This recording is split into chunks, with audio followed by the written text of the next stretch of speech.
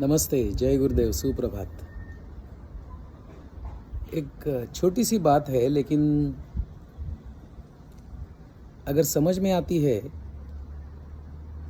तो पूरे जीवन के प्रति अपना जो दृष्टिकोण है ना, उसमें क्रांति हो सकती है।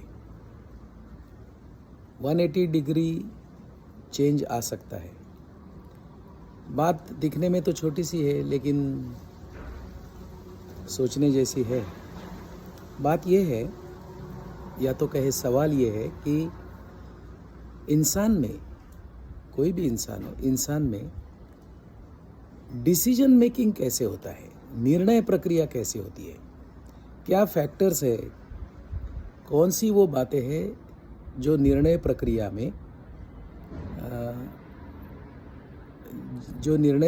में इस्तेमाल होती है। एक आसान सी बात हम समझ लेते हैं कि मैंने कुछ देखा, समझो मैंने सांप देखा, तो सांप देखने के बाद आँखों से कुछ सिग्नल अंदर जाता है, मेरे ब्रेन तक पहुंचता है, and that brain reacts to that stimuli. जो मैंने देखा है, जो संवेदना आई है, उसको ब्रेन रिएक्ट करता है। ये कैसे रिएक्ट करता है? तो सांप के बारे में अगर मेरे पास ऐसी इन्फॉर्मेशन है कि ये खतरनाक है, इसको मारना चाहिए, तो मेरे ब्रेन में से जो रिएक्शन निकलेगी वो सांप मारने के लिए जो कुछ करना है वो निकलेगी।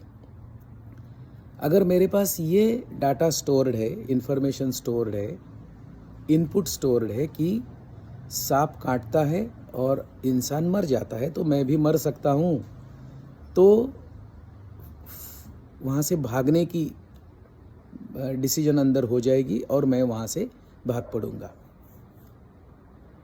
अगर मेरे पास सांप के बारे में कोई भी इंफॉर्मेशन रिकॉर्डेड नहीं है, स्टोर्ड नहीं है, तो क्या होगा? उदाहरण के तौर पे छोटा बच्चा है जो पहली बार सांप देखता है ज़िंदगी में, तो वो क्या करता है? तो शायद आप भी मानेंगे कि वो सांप की नज़दीक जाएगा, वो सांप से भागेगा नहीं, पहली बात, सांप को मारने भी नहीं जाएगा।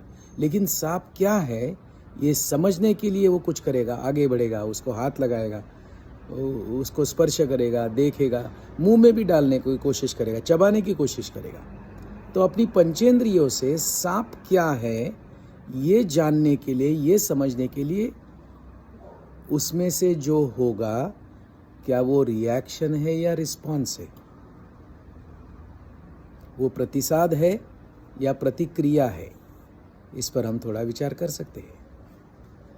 तो मेरे अंदर कुछ इन्फॉर्मेशन स्टोर है किसी भी बारे में, किसी भी विषय में, किसी भी प्लेस के बारे में, किसी भी व्यक्ति के बारे में, किसी भी विषय के बारे में, तो स्टोर्ड इन्फॉर्मेशन के आधार पे अगर डिसीजन मेकिंग हो रहा है और उसके आधार पे प्रतिक्रियाएं हो रही है, रिएक्शंस हो रही है, ना कि रिस्पॉन्स, तो ये एक तरीका है। डिसीजन कैसे होता है मेरे में, ह्यूमन बॉडी माइंड मैकेनिज्म में, ह्यूमन कंप्यूटर में कैसे डिसीजन होता है।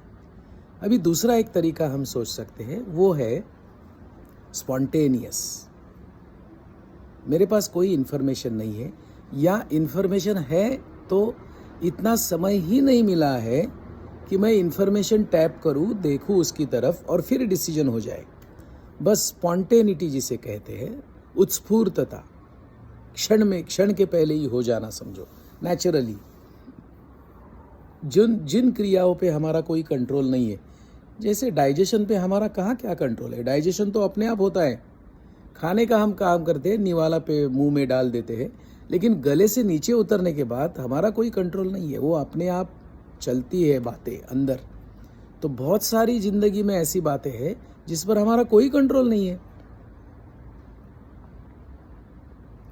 तो जिस चीज़ को मैं समझता हूँ कि मैं कर रहा हूँ, क्या वो मैं कर रहा हूँ या मुझ में से हो रही है, आइदर बेस्ड ऑन स्पॉन्टेनिटी और बेस्ड ऑन अर्लियर और past recorded information, data storage. मेरी अपनी तो समझ आजकल ये हो रही है कि सिवा निर्णय करने के मेरे हाथ में कुछ नहीं है। एपरेंटली लगता है कि मैं निर्णय करता हूँ इसलिए, लेकिन निर्णय भी मुझ में होते हैं, मैं कहाँ निर्णय लेता हूँ। Decision making also happens in me, मैं कहाँ डिसीजन ले रहा हूँ। अगर ऐसी बात है कि decision is also happening through me, depending upon my constitution, programming,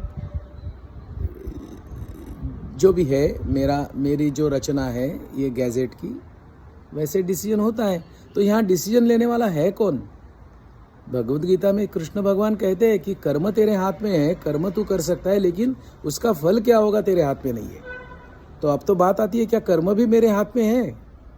कर्म का अधिकार तो भी मुझे है। तो अपरेंटली तो लगता है कि मैं कर्म कर रहा हूँ और कर्म करने का अधिकार, चॉइस, फ्रीडम, वॉल्यूशन मेरे पास है।